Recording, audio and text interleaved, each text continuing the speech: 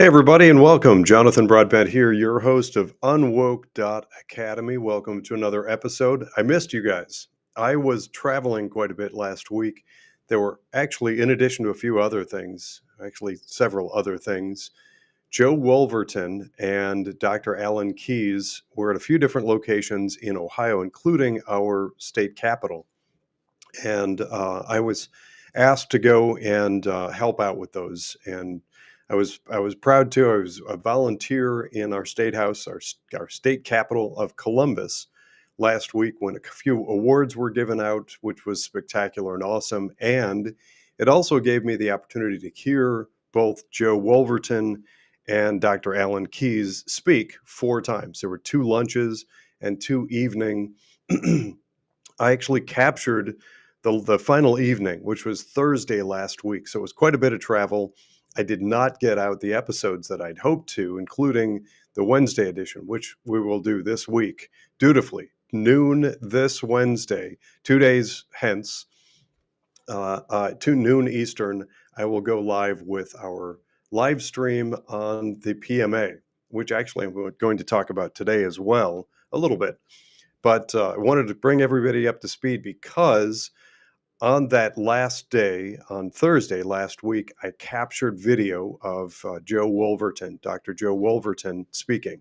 He's a very interesting speaker, and it really shocked the heck out of me. It surprised me when he introduced his speak, because I'd heard him speak 3 times prior to that during the course of the week.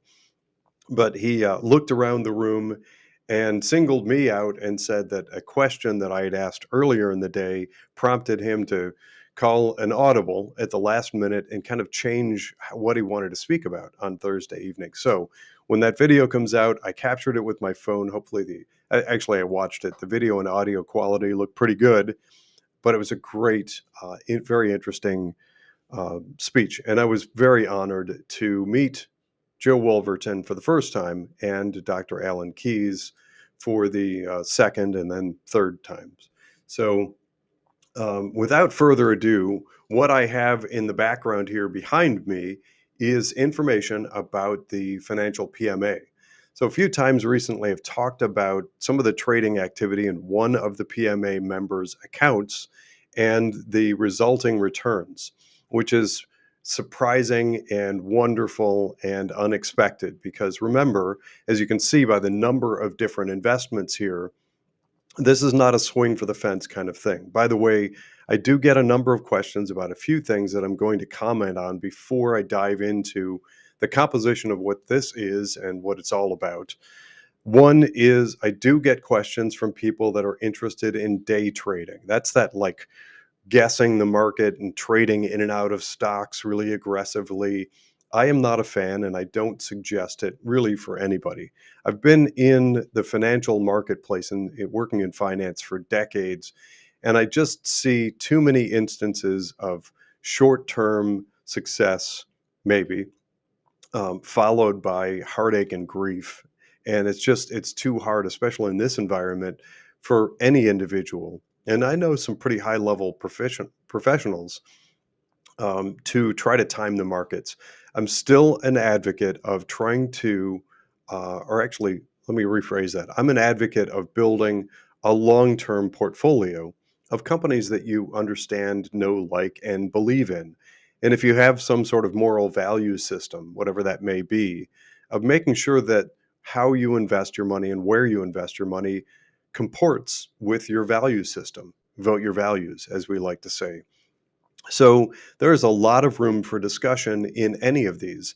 And yeah, it's true to say that mutual funds and things like them become invisible. And it really makes that whole question and answer process around what's in your investment portfolio opaque to you as an individual investor. If you're, let's say, in a 401k or you have an IRA somewhere, the first thing to know is that it's very typical to have some sort of advisor fee. So, some sort of representative typically supposedly, they represent your interests and they give you some advice about quite often mutual funds. And they'll put you in mutual funds.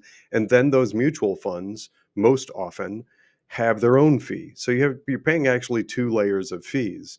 And in a better world where things make more sense, hopefully that's customized for you and for your interests. And if somebody asks you questions and they put you into something that is right sized, that comports with your value system and what you want to achieve. I make the argument that, especially in 401k accounts and things like them, that's really evaporated.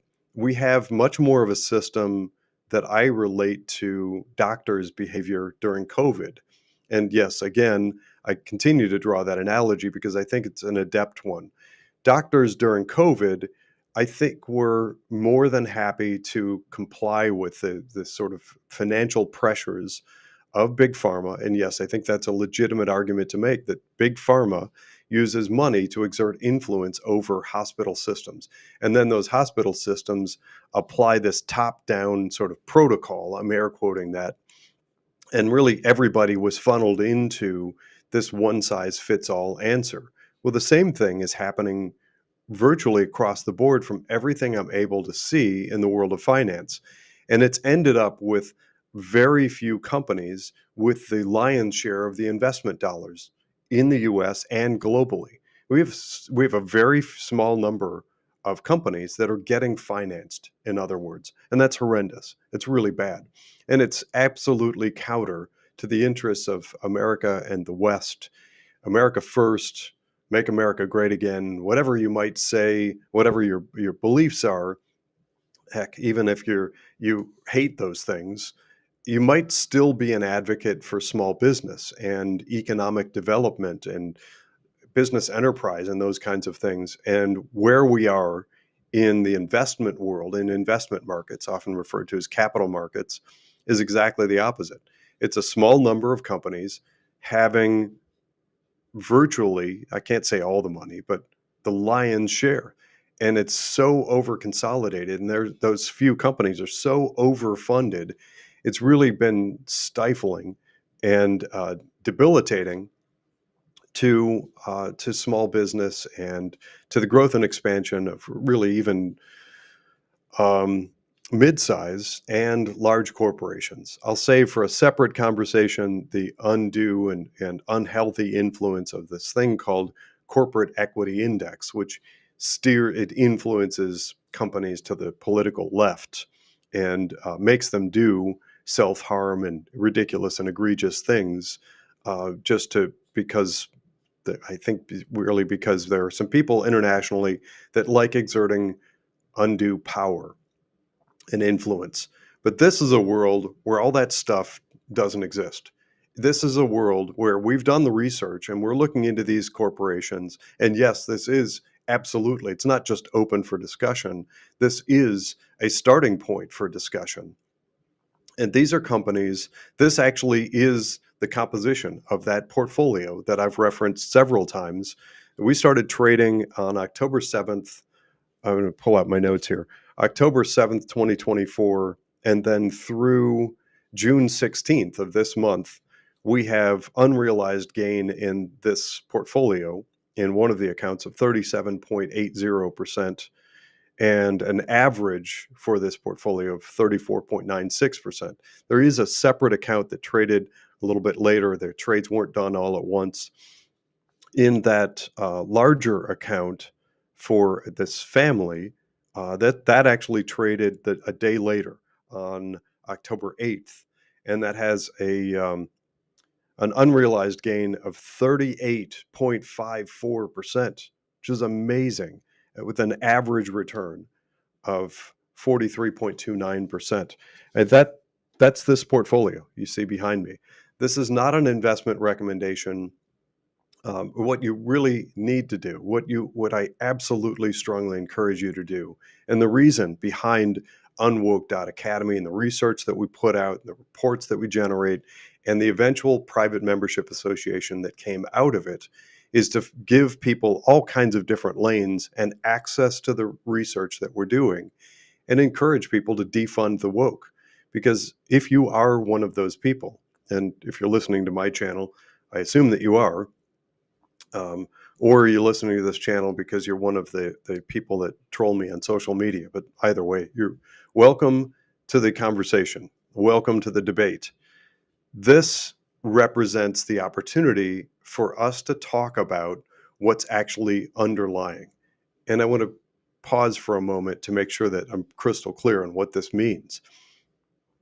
Not everybody understands that mutual funds are actually simply you giving authorization to some manager to make, buy, and sell investment decisions on your behalf. So underneath, whatever the name of the mutual fund is, you're going to find some collection of something that'll look like this. It'll be a lineup of something that they're investing in, a whole bunch of different companies in different ways.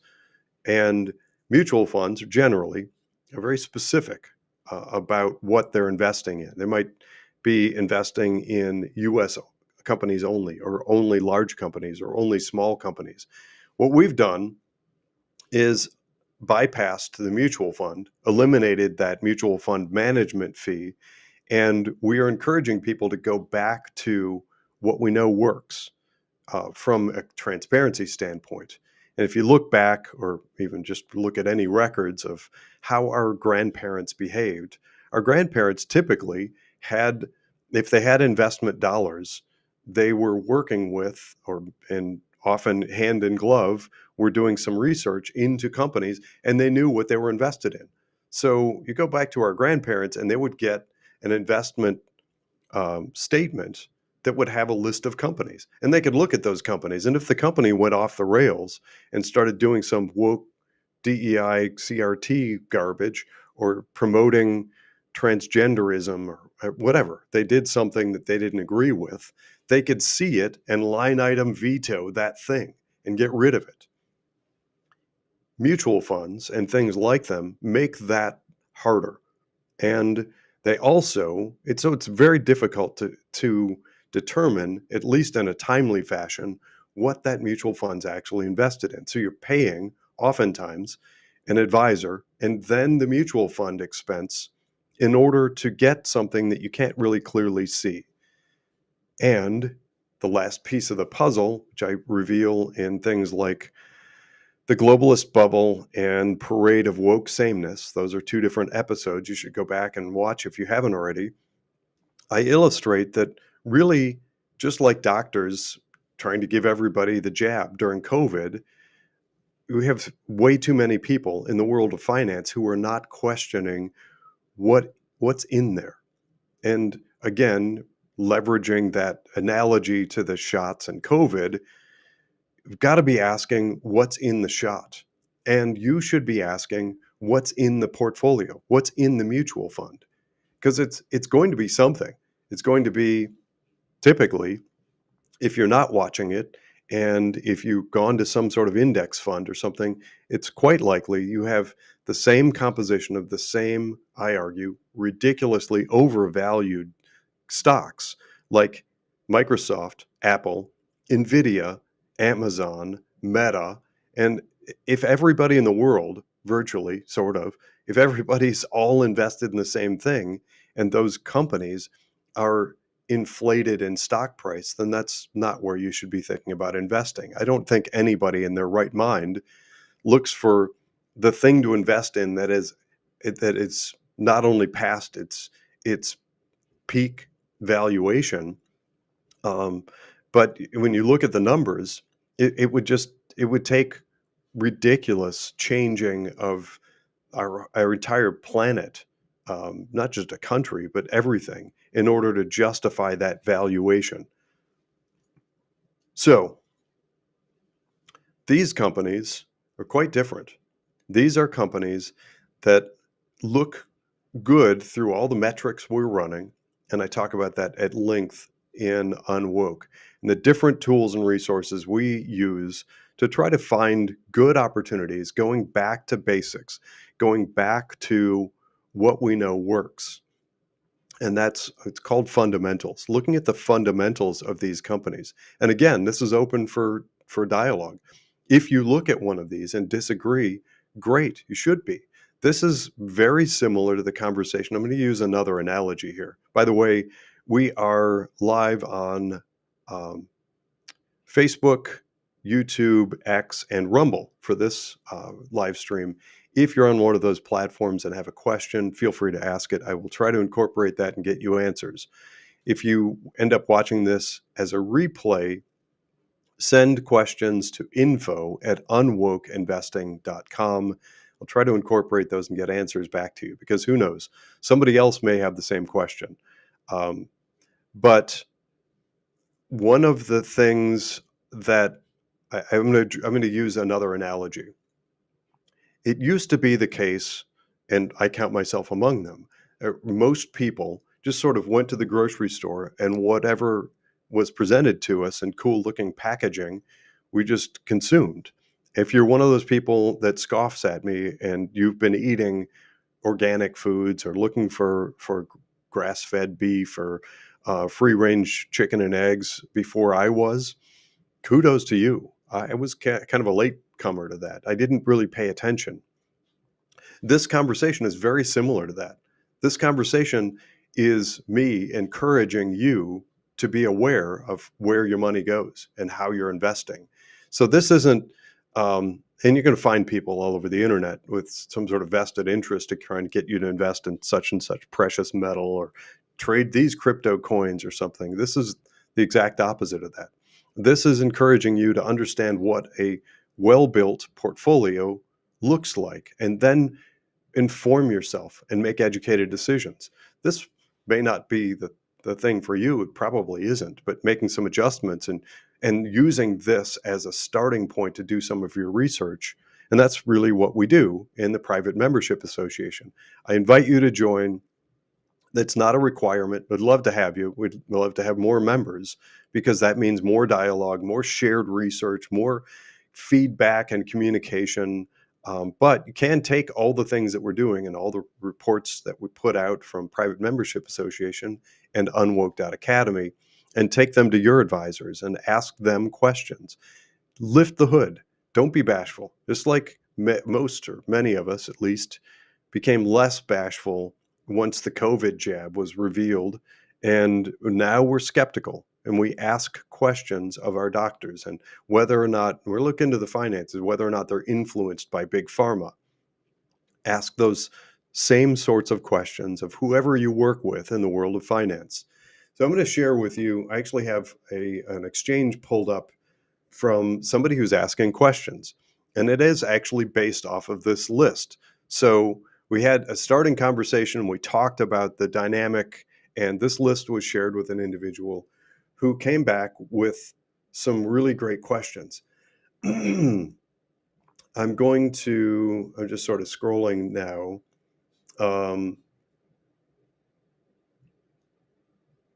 Hold on a second here. Here we go.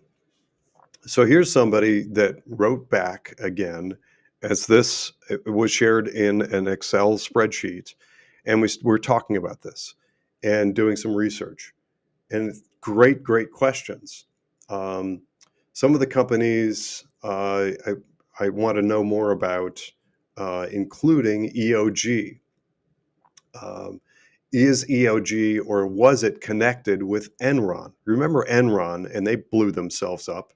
And another question, I keep reading mixed things about exchange traded funds, or ETF for short. Could you explain the pros and cons of those? Well, these are wonderful questions, and I applaud anybody taking the time to actually do the research and find out things about them. Well, here's my response. I'll share this with you. And these are the kinds of things that we share internally within the PMA to encourage each other and to answer questions. Because if you don't have these questions, as you hear them, it might occur to you to ask them. Or maybe it reminds you of some other question you have. First off, thank you for your interest and willingness to research such things.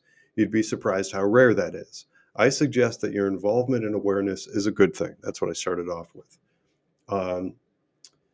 As far as EOG, which was briefly under the umbrella of Enron but spun off in 1999. Enron, whether we like it or not, for a period of years was able to lure some great minds and had enough money to buy some otherwise great companies. As you may not remember this, especially if you're young, but Enron had so much money, similar to the ones that are overfunded right now, and they keep buying up. They're just massively buying up. They can't even spend it fast enough. They have so much money. Enron was in a similar position in the late 90s. They had so much money coming in.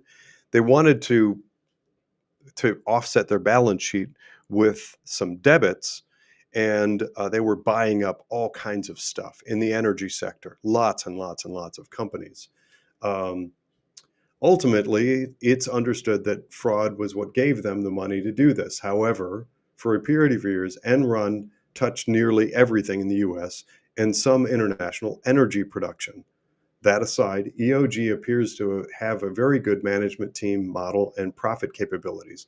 So just imagine there's some company that does something in the world of medicine, and they're bought by some pharmaceutical company for a couple of years and then go private again and separate from that pharmaceutical company.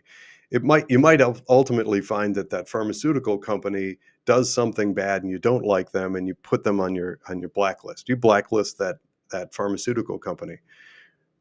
I don't agree summarily that that short span of years, that relationship, when the pharmaceutical company, this is a hypothetical, purchased the company and then they spun back off again, it automatically inherently blacklists that company as well, especially when you're talking about something the size and scope of what happened with Enron.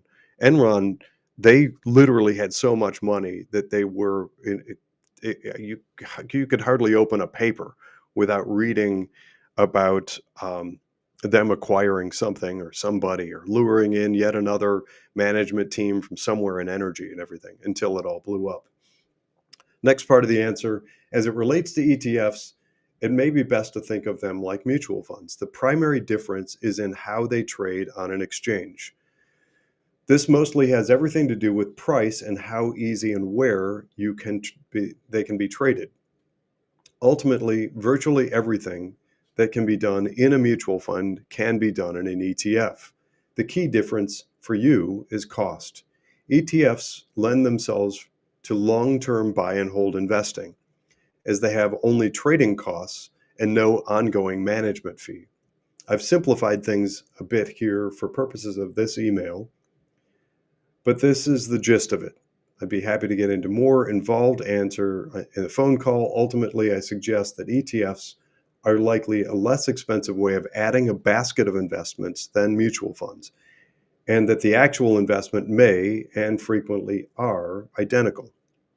So again, what we're looking at is this composition. It's very possible, I won't say likely in this environment, but it's very possible this could be released as either a mutual fund or an exchange traded fund. But how you buy them would be very different. If a mutual fund, it's fair to assume that whoever releases that mutual fund would have an ongoing management fee. That helps them to market it, to pay their advertising teams, to do the trading. They bury the trading costs. So you're carrying the trading costs of buying and selling things. You're just not seeing individual trading costs. An ETF version of this, you would just pay once and own it. So there's a difference there. I'm sort of simplifying things for purposes of our conversation, but that's ultimately the way that works.